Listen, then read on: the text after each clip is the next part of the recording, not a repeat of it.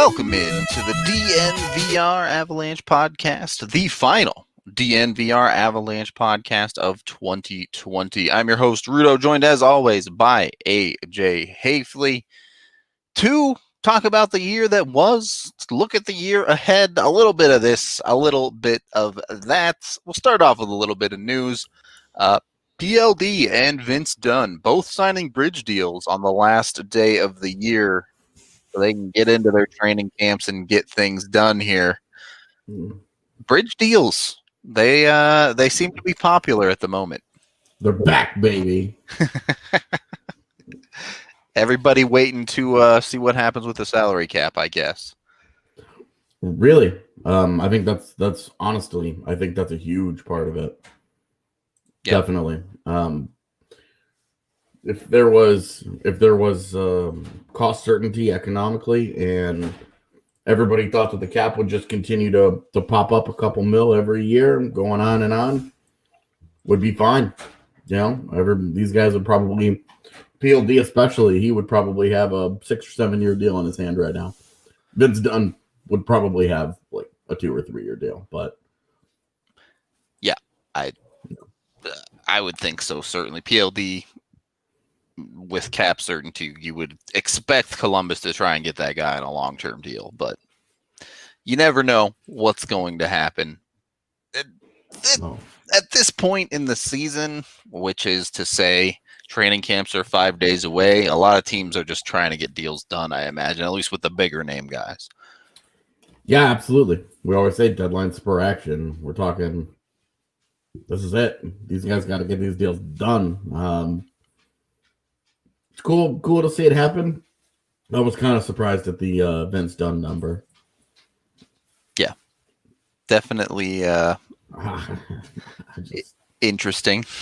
Yeah, for that guy to get 1.875 and Ryan Graves to get 3.1, I was surprised. Yeah. Anyway. We can talk about Vince Dunn and the Avs and Blues and all of that all day, every day next year, if we so desire. What I wanted to do first was look back at the year that was, and exactly 1 year ago, AJ, you posted an article with your predictions for 2020. Of course, this was about 2-3 months before, the entire world shut down, so things were a little bit different, but you did pretty well. I'm looking through these, and your predictions were pretty solid, not knowing what was to come. Your first couple were right on the money. Avs host a playoff series, and the Avs win at least one playoff round again. Yeah. Those ones felt pretty easy to acquire, I think, though. Yeah. It's, when you write an article with 20 predictions, trust me, it's harder than you think to come up with 20 of those things. I believe it. Because it's like, and if I'm not going to go player by player, then what am I going to predict here? Then you do split a little bit as well. You nailed McKinnon not winning the Hart Trophy. Yeah. But you still thought he'd get the 100-point season.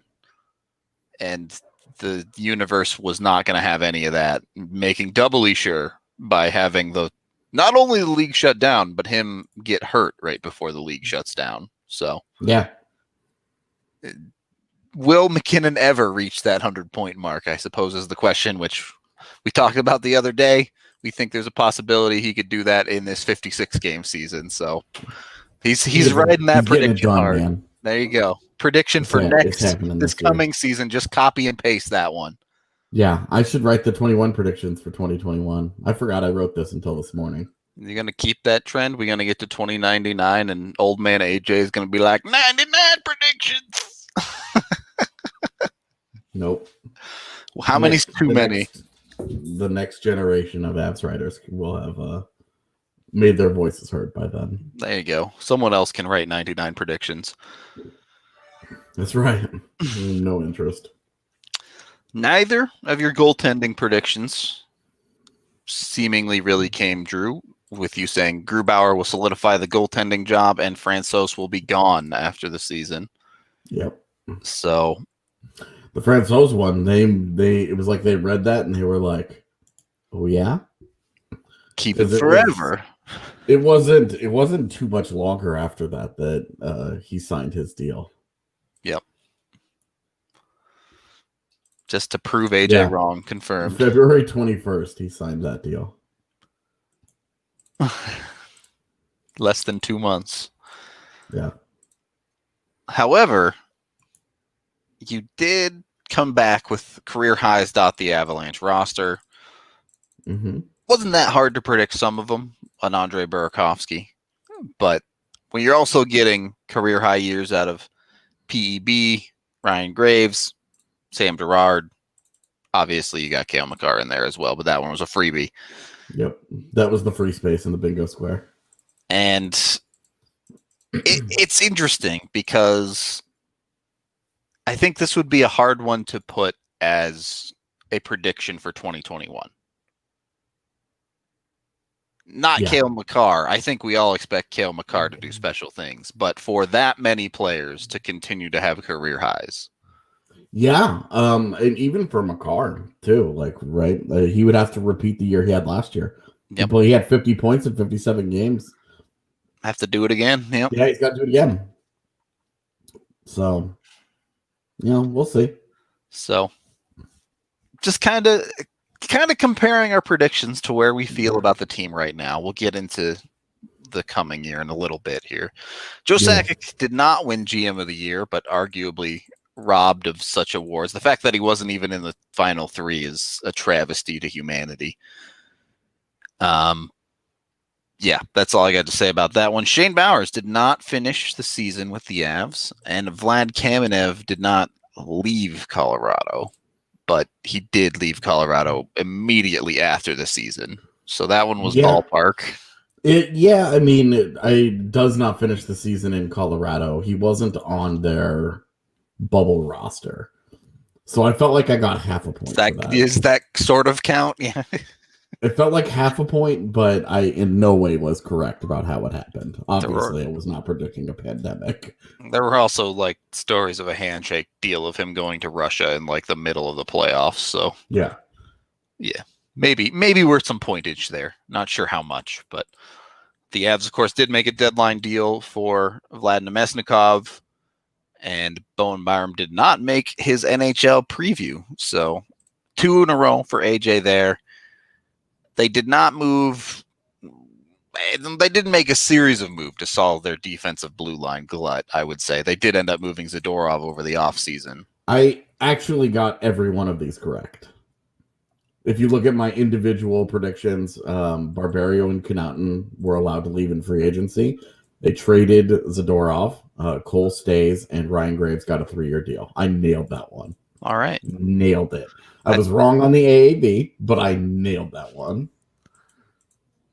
Nailed all of his choices, and now he gets to be hype about Devon Taves as well. So, yep, did not see that coming. Yeah, I think it would be tough to deny him at that point, Henry. Yeah, over the course of a regular season. How many points is that? I mean, it's got to be 130 point pace or something insane. 146. Okay, so, yeah. You're talking about Mario Lemieux levels of points at that point. Yeah, the hard part, of course, it's funny because it's over 56 games, I could see it. A world-class player just gets obscenely hot. The hard part is keeping it up over 82 games, right? Yep. So maybe extra couple months. Maybe that's it. Maybe this is the Avs as they were in 2001, where they came in with a super focused mindset and they just wail on the entire league, and McKinnon goes banana pants. No brakes on this train. Yeah, straight up. Landeskog has not yet signed his new deal, but you know what? I think there's still a decent possibility that happens in the next couple of weeks. It's certainly going to be a story that we watch moving forward. Yep. And I guarantee you, if that deal is not signed, his first media availability is getting asked about. For sure. The Avs did have a first-round draft pick in Justin Barron, of course. Whoops. I don't think you're too sad about that one. But Cale Makar has not signed his extension. You got that one correct. Yep. And obviously, Nichushkin correct as well, given that he signed a $2.5 million extension with the Avs. So yeah, for 2 years. Certainly, we're on the right track for how the Avs were shaping themselves, to say the least. The last couple Avs bench these changes did not happen. All coaches have remained. But Annunen, he's continued to be very good. I don't know if I'd say he's continued his meteoric rise per se, but yeah, I kind of get half credit for that one because in there I said that the Avs signed him to his ELC, which they fair did. enough. But I was wrong about everything else with that. And then this one might be super easy to have gotten correct, but Cale Makar becoming the newest sweetheart superstar in Colorado was definitely true. Everybody loves Cale. I even got my All Hail Cale shirt on. Look at that. So, tell you, most of our listeners have those on when they listen and watch in as well.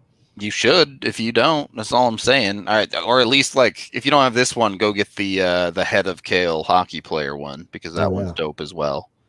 Yeah, it sucks that we were pandemicked when we dropped that one because I don't get to see it anywhere. Yeah, right. That one and the Carry Me Home shirt, both. Oh, I know. Apparently, both super popular, but can't leave my house. So yeah, right. We'll never know. Soon enough, we will be able to get together and take a look at all of the amazing DNVR merch. We do have to take our first period break there to let you guys know about WGT Golf, the golf game loved by more than 20 million people around the world. We have 4 different clubhouses on there. So go to dnvrgolf.com to download the game and then search for DNVR4 to join our 4th clubhouse. And you can get on a bunch of awesome action, including weekend tournaments where you have a chance to win free stuff and a bunch of other things as well. You can challenge anyone at just about any time on true-to-life courses. It's a total blast. Come have some fun with us. Of course, there is also one of our newest sponsors, Haefele Cattle Company, who makes just amazing meat. I've had their Wagyu burgers, and they're actually ridiculously good. They just straight up melt in my mouth, and I don't know how they do it. I don't understand the science behind meat, but you got to get in on it. You got to give it a try yourself. If you haven't tried it yet, this stuff is just, it's damn good. Beef, Haefele Cattle Company is the absolute best source for farm-to-table Wagyu beef in the country. Haefele Cattle Company is a 4th-generation cattle farm out of Texas. They ship all over the USA and straight to your door. They call their beef the blue-collar Wagyu because it's the best damn Wagyu that every man or woman can afford. So check out Haefele Cattle Company today. They have a bunch of different Wagyu options, including smoked sausage, New York strip, beef bacon, Wagyu Frank, 2 jerky flavors, both sweet and spicy, as well as original. And, their hamburger I was just talking about won Food Network's Northeast Burger Jam. So it's not just me. It's pretty good stuff. Be sure to check it out. Second period of the DNVR Avalanche Podcast presented by DraftKings Sportsbook, the #1 sportsbook app out there, with Rudo and AJ. So, AJ, that was your predictions for the last year. You got quite a few of them right, but at least for me, some of the favorite parts of my season last year were the parts that you can't predict, the unknowns, and it was a pretty darn fun season covering the Avs, top to bottom. Yeah. Any particular memories that stand out for you? I think I'll always remember the Rangers game, the last game at Pepsi Center where the place was going bananas. We sat down. I walked in the arena. and the sports world was still trying to figure it out when it came to COVID. And by the time I had gotten through security and sat down and set up my laptop, the NBA season had been canceled. Yep. And we know within a week, the rest of the sports world shut everything down. And everybody knew that was it that night. We weren't coming back. We weren't going to see anybody. We were about to push pause on a season right near the end of it, like just as things were getting good. And it was a great game. You know, the Avs were without without Nate McKinnon and JT Compher, number one center. Yep. You know, they got outplayed by that Rangers team that night. They should have lost, honestly. A great toe save by Pavel Francouz on Capo Cacao. Multiple posts, including one in overtime. Yep. And then the tip that was or wasn't allegedly on the Cale Makar shot, where if you watch the replay, it honestly looks like it hits the goaltender's glove and not Converse stick, and they just never went back and changed it. They did review it. They never changed it though. And I just remember what a weird night that was. The weirdest vibe I've ever felt in an arena. The players afterward, you know, that Nemesnikov talked about it and said, we were told before the game that this was probably going to be it. Yep. And it was. Yeah. For months and months and months. Just a weird feeling for everybody involved. And that night, I think I'll remember that night forever. Just the end of that. And then the other big memory that I have, first game back. Nazem Kadri, 0.1 seconds on the clock. Insanity. I mean, that was our first game at the bar. Yep. And we were sitting upstairs, and it was funny because we had like all of the DNVR employees were there. Yep. And everybody was excited and freaking out and cheering when it happened. And you and I were both just standing there like, that might have been at 0. Yeah, there is no time left on that clock. And so we were waiting it out, and it was like, and then we got to be excited. There was a lot of faith in that room, and it wasn't coming from AJ and I. We'll put it that way. It was really funny just to see the split in the room. Because everybody else was really excited, and you and I, like the designated hockey guys, not to take away from the hockey fandom of the other people, but you know, the quote unquote hockey guys were standing there like, I don't know about this. But I mean, after that WJC goal for Canada to open things up, I guess, where that puck went in well after the clock read 0 and it counted, I don't even know. Yeah, we made too much of it at that point, I guess, but yeah, it was an absolute blast to be at the bar. One of my favorite moments was our last watch party against the Kings before the bar, which was fun. I wish it could have been at the DNVR bar, but honestly, the game was terrible.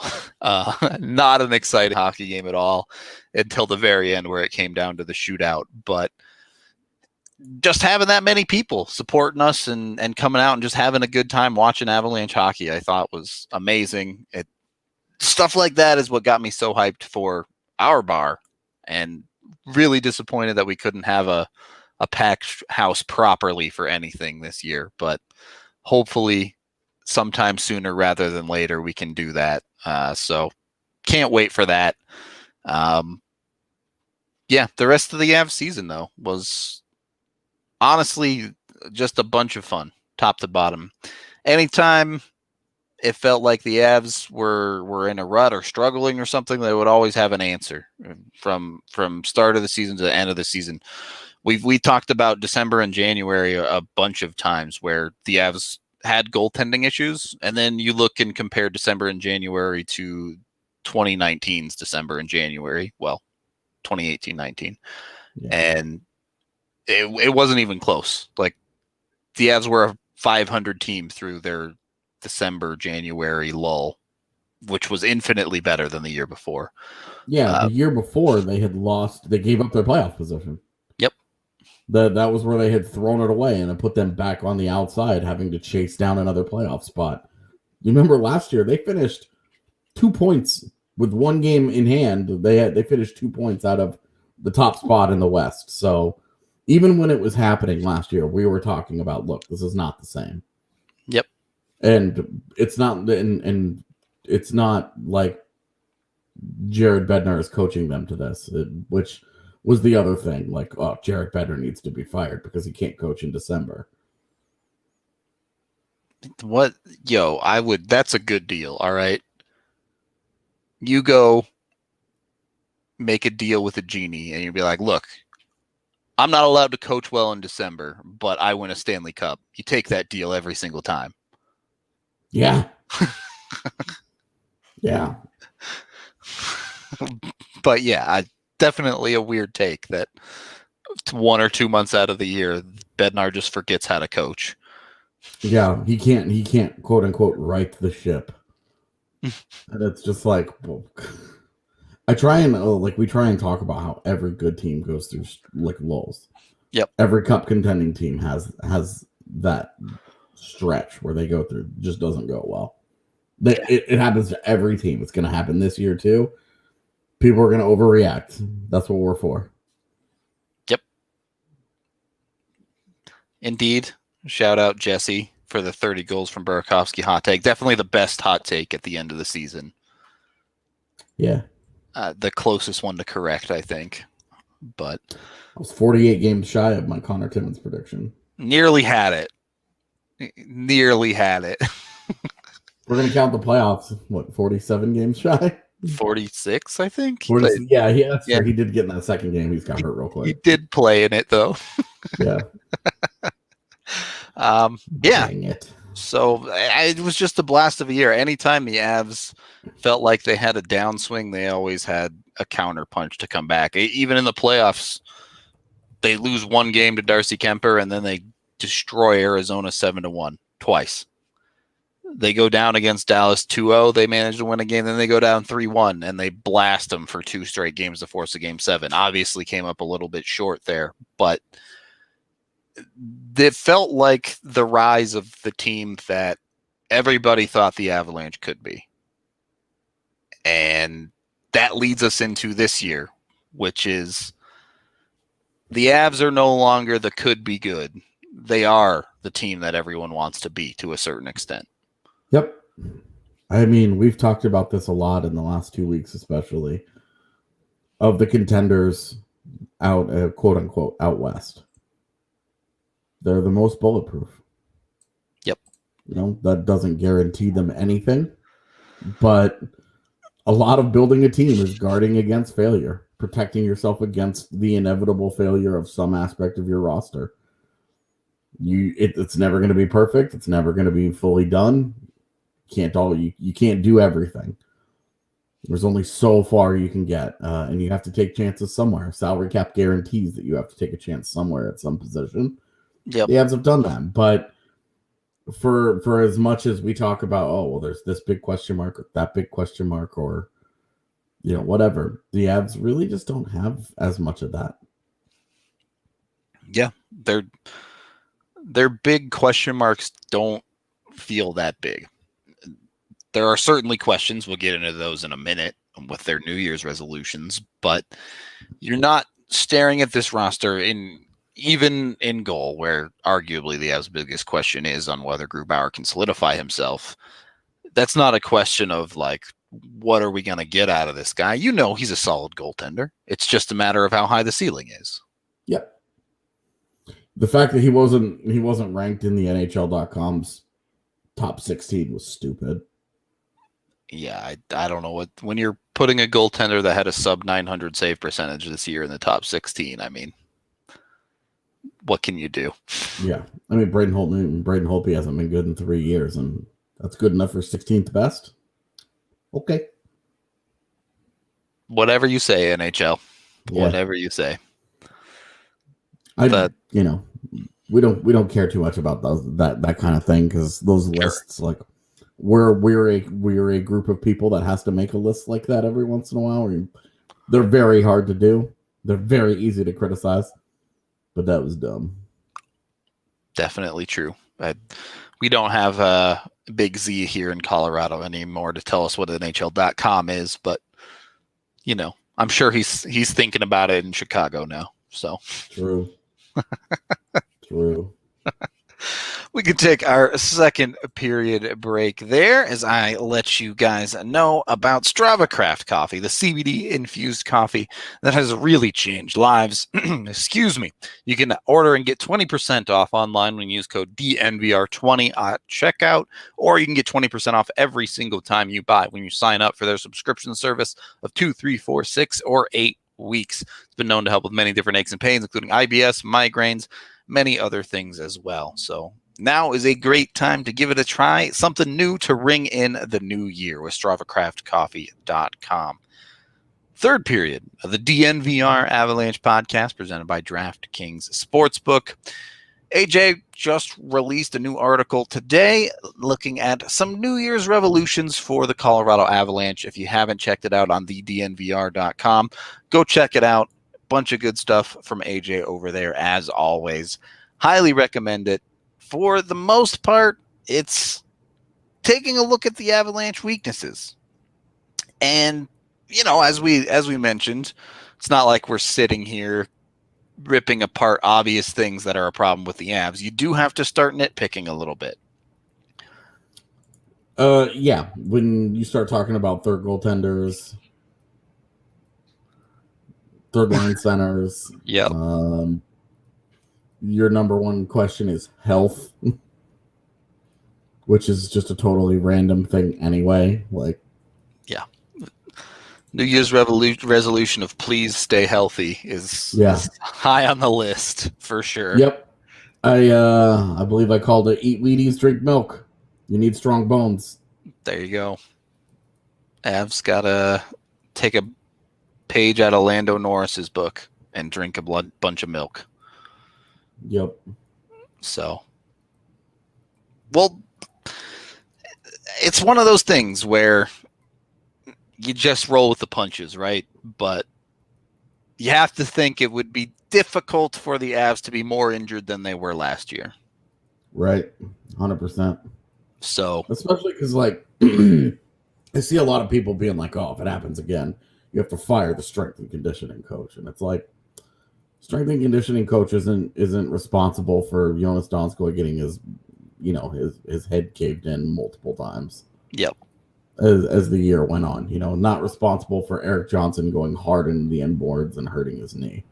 It's not responsible for Gabe Landeskog having Cale Makar's skate come down and cut him on the leg. Yep. What's the strength and conditioning coach going to do against that? They're just freak things. Yeah. It wasn't, Ian Cole running into Philip Grubauer in the Stadium Series game. What are these guys going to do to protect against that? I mean, these are just freak things that happen. I mean, it's just stuff that happens. Mikko Rantanen toe picks and hurts his ankle and is out for 2 months. It's. Yep. It's just weird freak things all the way around that you just do your best to avoid, and you deal with the ones that you have to deal with. And hopefully the Avs got a little bit of good juju coming into this year, dealing with so many last year. Yeah. Well, and you look at 3 years ago now, when they had the postseason series against Nashville, we kind of said something similar. It was like, they've earned some good luck this next year. They had relative good health in the postseason the year after. So, as long as they have it this year, let it ride, baby. There you go. Let it ride all the way to the Stanley Cup. Avs have easy top 10 e-bug confirmed. You sure? No. Ask again when they claim a goalie off waivers. Yeah, ask again when we know who it is. Right now, I think they're default 31st because it's just a question mark. There are some teams out there that don't even have a good backup yet, let alone an e-bug. So I don't know if they're 31st, but maybe 27th is pretty accurate. Maybe Patrick's done his research. Sometimes I get references, Ebriff, all right? Hard to believe that I do occasionally do other things than talk about hockey, but it does happen. Yeah, play WoW and watch anime. Yeah, there's not a long list of things, but it is a list. It just isn't extensive. F1 happens to be on it occasionally. It's just one of the things. Legitimate question. What does an opposing club do to slow this team down? Do you have to muck it up? Do you try to skate with them? You do not skate with them. Yeah, they will skate you into the dirt for sure. Because the last thing that you do with one of arguably the most talented team in the NHL is play the way they want. You know, I don't think that it's I don't necessarily think that getting overly physical with them is the answer. I think however you accomplish it, whatever the goal is, whatever the plan is, it's to limit them in transition. Well, do not let them get transition scoring chances. If they do not get transition anything, the Avs will struggle a lot more. They will absolutely struggle more. When teams, you know, when people talk about, oh, well, St. Louis and Dallas and Vegas give them fits. First of all, Vegas doesn't give them any fits. Dallas really, that's how they play with everybody. It's not like they have the elixir, you know, the special sauce for slowing them down. And St. Louis is just a world-class team at playing exactly the style they want. It's very hard to break them out of it. But the Avs did it a couple of times last year, and we saw what happened. You know, big-time wins in Pepsi Center was Colorado, St. Louis playing Colorado's way. St. Louis grinding the Avs into the dirt in St. Louis was the series going back to the Blues way. So I would say that it's not so much physicality as it is teams that limit transition, teams that limit however they want to do it, whatever it is. We saw the Islanders were good at it too against the Avs last season. Just don't let them get out and run up and down the ice. If you try and play into that, we saw it with Chicago. The Avs should have swept the Chicago series, were it not for a totally inexplicable 7-minute meltdown in the third period of their last matchup. The Avs would have swept Chicago easily because that was a team that wanted to trade chances. That they were happy to do it, and Colorado loved playing right into that. I think you're kind of on to the track of one of my resolutions for the Avs this year, and that is to impose their will more consistently. Yep. As you mentioned, they're capable of doing it. We saw games where they did it against the Blues. We saw the game against Nashville where after Duchesne scored, the Avs just wouldn't take no for an answer. But the best teams are often able to do that. Maybe not every single night, but pretty darn close. Play the way that they want to play and force teams to react to them. Well, and we saw plenty of that. You know, if you look at this, the Avs were arguably the second best team in the postseason last year at limiting quality chances against. Yep. They're very at 5-on-5. They're exceptional. They're probably the best team in the league at 5-on-5 in terms of the ability to generate and limit quality. They're so good at it. But where they separate themselves from some of these like process monsters, you know, you look at a team like Carolina, which 56%, you know, Corsi 4 or whatever, and they're above 50 and all the other stuff. They don't have the talent to capitalize on that. They could play into that process at a really high level, but they don't have the guys to bring it home. Colorado's a healthy mix of these guys where the process is really good, but why is their PDO a little bit high every year? Because they have the talent to outshoot some teams. Yep.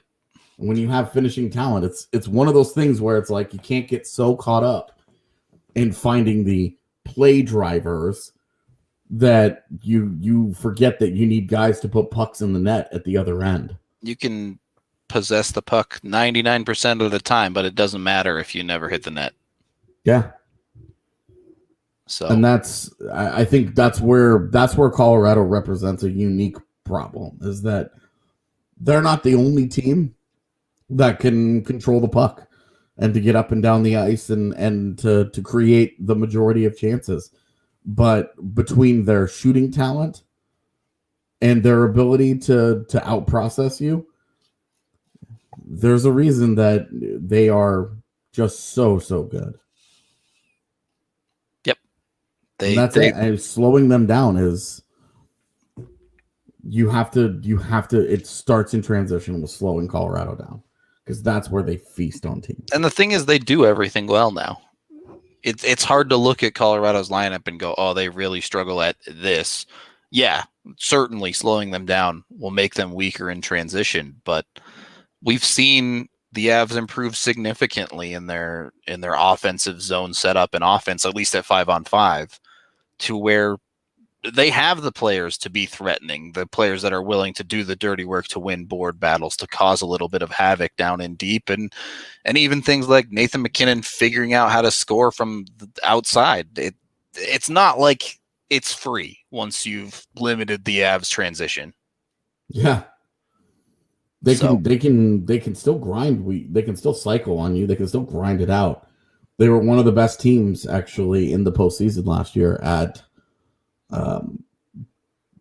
creating scoring chances in the home plate area off of the cycle. So, you slow down transition and then they're still really good at that. That's a problem. So Colorado, they're just really good, man. I mean, that's what it is. They're just really good. And it's not, they're really good at this one particular thing. Like Dallas, the Islanders, they're really good at playing 2-1 games. Yep. They're really good at limiting opposing teams. They have that versatility comparatively, right? The Islanders want to win every single game the same way. The Avs have a game plan in the way they want to win, but they're capable of winning no matter what you throw at them. Yeah, and the thing is if you're not playing well, they will knock you out early. Yep. They were the best second period team in the NHL last year by a country mile. Because if they sensed weakness out of the first period, they pounced. And then some of their problem in the third period, I think last year, was that they were too comfortable in games where they were leading. They didn't spend very much time coming from behind, which, hey, that's what good teams do. Yep. Good teams don't spend a lot of time trailing. That's just how it is. This year, one of the things that they will have to do differently, they have to come back on teams better. They only had one comeback win, right? Or one third period comeback win in the regular season. So yep, tied with Detroit. Not a team you want to be tied with ever. Yeah, when you consider that they won like 12 games last year, one of them being in that fashion, it's crazy. Where Colorado was scary last year was just that they I lost track of it, but they had as many at one point they had as many 5+ goal games as they did games entering the third period trailing. Yep.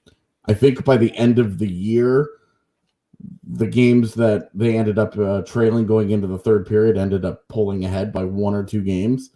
But that's insane. Yeah. It was like, I think it was every 5th or 6th game, if you spread it out across the season, that the Avs would score 6 goals or something like that. So yeah, they're 5+. They scored 5+ games, and I think 14 games last year. Yeah, out of 72. So pretty good. That's a lot. That's a lot of 5+ goal games. Andrew asks if both goalies struggle out of the gate, whether it's injury or just poor play, how long is the proverbial leash? We'll talk about that in the next couple of weeks as we get into training camp and start previewing next season properly. Happy New Year, Mom. Good to see you. Vaguely Sober gets into the last topic I want to talk about because for old time's sake, one more time in 2020, have the Colorado Avalanche power play conversation. You put it in your New Year's resolution article, AJ, I think we've said many times we don't think the Avs special teams are that bad, but there's the potential for greatness there. Right. I think the frustration is that when you look at the power play, it finished 19th in the regular season. Yep. That's not good enough by anybody's standards. Like, none of us are going to sit here and pretend like that's okay. But you also consider that one more goal, and they're in 15th. Yeah. Their percentage is good enough to make them 14th. Yeah, 14th, 15th, where you're just like, okay, 2 more goals on the season, 2 more power play goals, and now they're 11th. And it's like, how do you feel about them? How do you feel about them? Yeah. You know, it's certainly a long way between 19% where they finished and whatever Edmonton was at the top of the league, pushing 30. Yep. There's a big gap there. No doubt. And the problem is, and the frustration is that it should be elite. It should be a killer power play. They have so much talent. They've got so much talent that they whoop your ass at 5-on-5. Why are they struggling at 5-on-4? It just doesn't make any sense. Yep, doesn't add up. We could go back and we could go through every power play and we could separate this is coaching and this is player. Because there are absolutely things that they are not being coached to do, where they get out there and they're just way too tentative. Yep. That it's crazy because when you go and you watch them practice a power play during practice or a morning skate, that's not how the power play operates. They operate with urgency. They play at a pace. The coaches are screaming at them. If they play too slowly, they stop the drill. And Bednar freaks out and he yells at people, or in some cases, McKinnon does it for him because he's shouting at whoever's on the top unit that normally isn't because they're filling in for a day. They're not playing fast enough for his liking. That's before and then you get it into a game into the stands. Yeah, well, dude, there's probably still a stick like 9 rows up in T-Mobile Center. There you go. I've seen McKinnon just undress teammates. Yep. Throw sticks, shout at people, like give them the death glare, everything, right? I mean, they're trying to, but they're during practice, it's a sense of urgency that they're trying to accomplish. Playing with pace, it's something that they're constantly preaching is playing with pace. And then in a game, power play starts and sometimes it has it and sometimes it doesn't. Yeah. I don't know. I don't know where the disconnect is there. I don't know where I don't know what the antidote is. I think you bring up a good point because I think we're trying to ask for an antidote for a series of different maladies, right? Like you said, sometimes it's the coaching. I've been pretty vocal about how much I do not like the bumper position as a thing. It's borderline useless. Yeah. Even like the best use of the bumper is Nazem Kadri because he just skates around and isn't really a bumper. But that's a coaching thing. The stagnant power play is not a coaching thing. It's the Avs just not moving their feet. Sometimes we see the classic. What I remember from the Avs Golden there, they had the same problem on the power play where the team's just trying to be too perfect. They're looking for the pretty goal instead of just getting the job done. It's just so many different factors. Talent. Yeah. It's the double-edged sword because they try and make plays that other players won't, and it'll drive you crazy when it fails. Now, when it works, you're like, what an advantage it is to have world-class players. But when you've got Cale Makar running a power play and you've got Mikko Rantanen and Nate McKinnon on the flanks, you shouldn't struggle. You have one of the best in the league at tipping pucks in front of the net in Landeskog. Yep. And then you have the ultimate pigeon there in Nazem Kadri, who's good and physical, and he's really, I mean, he scored like 6 power play goals in the postseason. Yep. Just almost all of them stuff home. Yeah, just smacking at pucks in front of the net. You just winning a battle in front because that's how it is. Yep. There's just a lot of different things to it. There's so many different elements. My big thing is their use of Nate McKinnon. It's too predictable. When they were being really effective early on in the round robin and the postseason against Arizona, Nathan MacKinnon was moving around the formation a lot, and teams are setting up their PKs to stop that cat. Well, so if that guy's all over the ice, they're constantly having to adjust to him, or they're leaving something open, and the Avs were able to exploit that consistently until they stopped doing it. And if nothing else, it forces them out of that stagnation, right? Because let's be real, the power play is mostly built around MacKinnon, and when he's moving, that forces everyone else on the ice to move. Well, yeah, because for all the things that Nathan MacKinnon is, he's not a turret. Yep. He's not the guy to set up shop and bomb away one-timers. He does it occasionally, but it's not been something that he's made a name for himself for. He's worked on it. It's gotten better. He'll continue to work on it, I believe, because he knows that that's a weak spot in his game. But it's just not where he is. Like Mikko Rantanen, just naturally more gifted at doing that exact thing. The far better one-timer of the two is Mikko's, yeah. Yeah, and also, I think they just need to play into the strength that, look, Nathan MacKinnon is an elite talent, but he's not your traditional set this guy up for the one-timer goal scorer. I mean, he scored like 5 goals last year on weak little wristers from the point. Yeah. Because it's got great accuracy, it's got great deception, and they create a lot of traffic in front of the net when he does it. It's not something that other teams do a lot of. Like, that's why it's successful.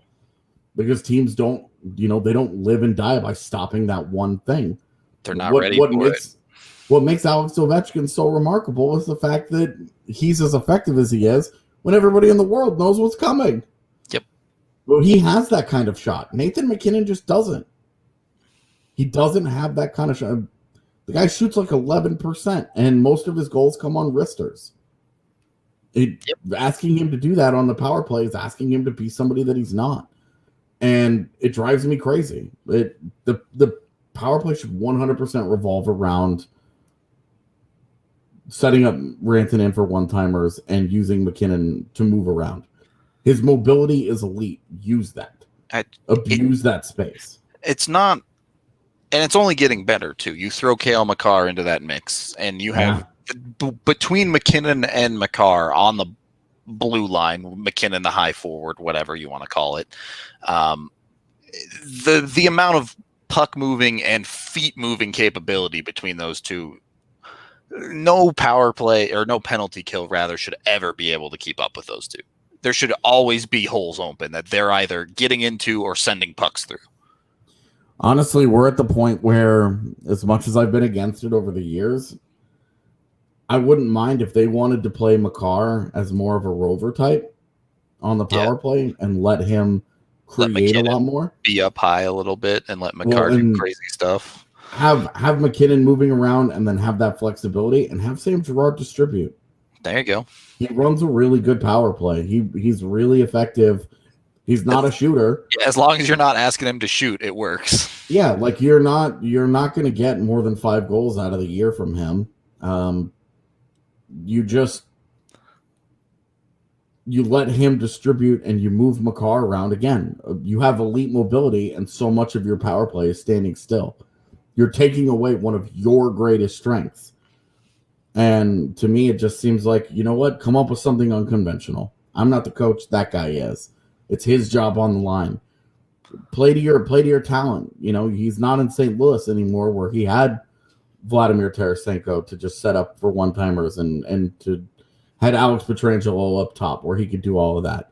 Makar is a different guy. He scored 12 goals last year, but a lot of those goals are him cutting into close to the net. Not a lot from the point. There's not a lot of goals not a lot of points of him just throwing pucks at the net from the point on the power play. It's just not really how he works. It's not something he's great at. That's okay. Stop building your special team unit around things that guys aren't great at. Like, you have elite talent. Play into the things that makes them such. It's frustrating. And the PK, I have no idea. I think it needs a complete overhaul. Maybe they get it. I doubt it. I don't even know what to do with the PK. Just hope it's not too bad. I mean, we don't have to get into this conversation, but like from a personnel usage, we've had the JT Comfort conversation there a dozen times. Bad on the PK, man. He's bad on the PK. You have a whole analytics department that can look at this and break it all down and say, yeah, this is not working. Yeah. This guy gets lit up on the PK. Stop using him. More Tyson Jost. On that note, we can move into our final thoughts here, AJ, as I don't know if you have any resolutions you want to share or anything like that. I don't, dude.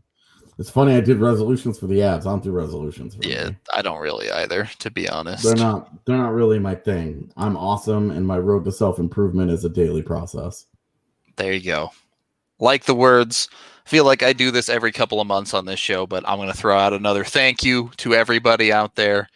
I know 2020 wasn't a great year for many, many, many people, and I feel for them. But outside of, all of the panic and national awfulness, for me personally, it was a very good year. Thanks to you, AJ, and DNVR, and all of you people that watch our shows that came out to the bar at times, and the Avs themselves helped make this a very good year for me. So I would just like to say thank you to everybody one more time.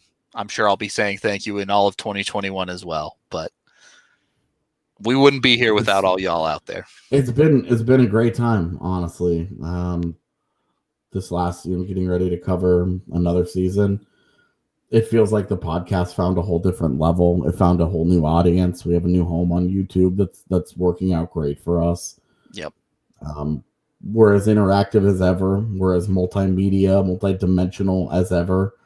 We're just going to continue to lean into that. We do a lot of different things at DNVR, and nobody really covers Colorado sports quite the way that we do. And we like that. That's something that we're proud of. That's something we strive to do. And honestly, we love that you guys care as much as you do. We love that our comments are full of people with different ideas about how to fix a power play.